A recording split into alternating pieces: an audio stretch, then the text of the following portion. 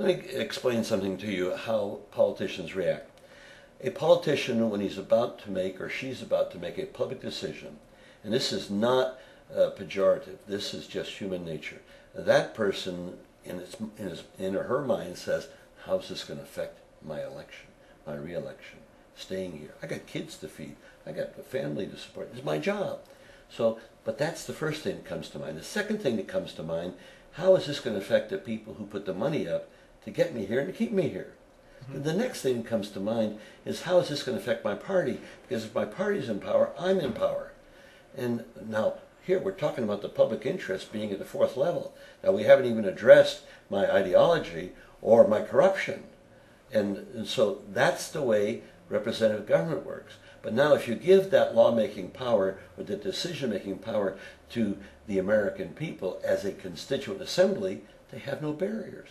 They just vote their enlightened self-interest on a majoritarian basis. So you begin to see that representative government, one, cannot correct its problem because it's generic to the system itself. And the only way you're going to make the correction is if you bring the people in. So all these people of good heart want to go out and reform the government. They can't reform the government. The government is incapable, the people, the officialdom of government is incapable of reforming the government. That's why we have to go to the people. There's only two venues: the government, where the problem lies, or the people, who are the sovereigns of our society and of our polity, but they do not have the tools to exercise that sovereignty other than voting on election day. And of course, all they do on election day is give their power away. What they need to do is fine, vote, but then become a lawmaker, because lawmaking is the central power of government, and that's where those who make the laws determine who, how, and when you vote. So it sounds like you actually learned some of these things while you yourself were a member of the Senate. Is where you kind of is that how you kind of developed these ideas of what it's like to be a politician and how that's flawed? Oh, well, I have all of that experience. Mm-hmm. You know, and you have to have been there to know it. Right. You know, you walk in the mud with the rest of the people. That's how you learn how it operates. But no, I grappled with it somewhat in a book called Citizen Power that I wrote in 1971. And I had an index at the end of that book that said, here's a list of laws for the people to make waves by.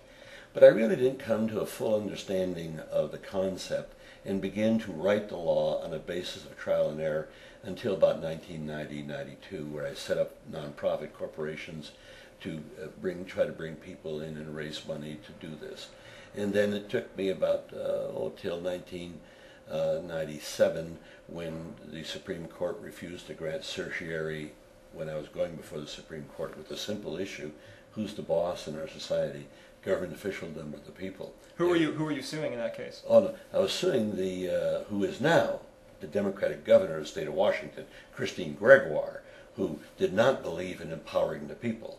And okay. So it's a good Democratic liberal governor, fine, but did not believe in the people that they could make federal laws. Mm-hmm. And so I had to sue her in Washington State, and all the way to the Supreme Court. In fact, on my website, you can see these proceedings. So it went all the way to the Supreme Court in the state of Washington, and the 9 members of the Supreme Court, from the most conservatives to the most liberal, all voted unanimously that I was wrong and she was right. She was the Attorney General at the time. Mm-hmm. Well, I took that issue to the Supreme Court immediately, and they wouldn't grant certiorari. But they were dead wrong, and it's going to be inured to their unbelievable embarrassment that these people would reason, because at the time I kept saying in my briefs to the Supreme Court of Washington, look at Article 2 of the Constitution of the state of Washington says that all power comes from the people. And their answer in their briefs back in the footnote was, well, the senator keeps saying this, but it's so vague it gives us no indication of what to do. Okay. Now, is that not horrific? But you take it as a very specific. Of course. Well, it is the people are all powerful, therefore they can do anything they want. And, sounds nice. And the whole premise of the National Initiative, or what I'm talking about, is unreserved faith in the people. Now, if you're not prepared to make that commitment, then fine, live with what you got. Rule by an elite minority that is feeding their face and their greed. All right, well, that's about it. I just would like to give you just a second. If you'd like to say anything directly talk about direct to the people, here we go, Senator Mike Gravel, direct to the people. Well, all I can say to the people is I need support. Look right there. That's this is not a situation where you're going to see corporate America or the wealthy people of America trying to put money into my campaign to expand my voice. Far from it. It will have to be the people who want to be empowered to make a change in our system of governance who will, one, make contributions, and modest contributions. I don't care if it's $5, $10, makes no never mind. In fact, we have qualified for matching funds in several states, New York, and California, New Jersey, and I think maybe Florida at this point. And so if I can get 20 states that have contributed $5,000 with contributions less than $250 per contribution, I'll have matching funds for everything that I raise. Now, these other candidates got so much money they're not interested in matching funds.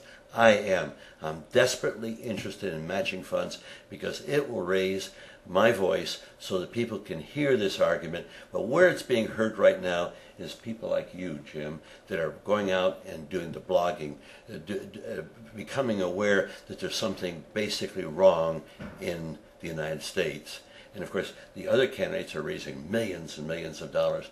What do you think that money's coming from? It's coming from the vested interest who are going to have a control on those candidates, and it'll be politics as usual. If you want to change, then one, I hope you'll support me for President of the United States, and more importantly, I hope you'll vote to empower yourself by going to the nationalinitiative.us and vote for the National Initiative.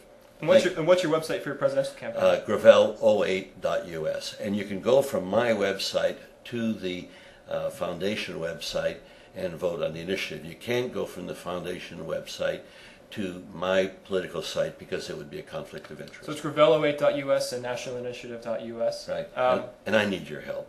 So that's it. I'd like to present to you this. This is your pencil puppet, which I've talked about. I've used in a video of you what I've made before. And I'd like to give that to you as a token of you coming on the show. I really appreciate it. And I thank you. And Senator, thank you so much for dropping by. Thank you, and I'll keep it. I hope you do. I will. Don't worry about that. Okay, Senator Mike Gravel. Thank you.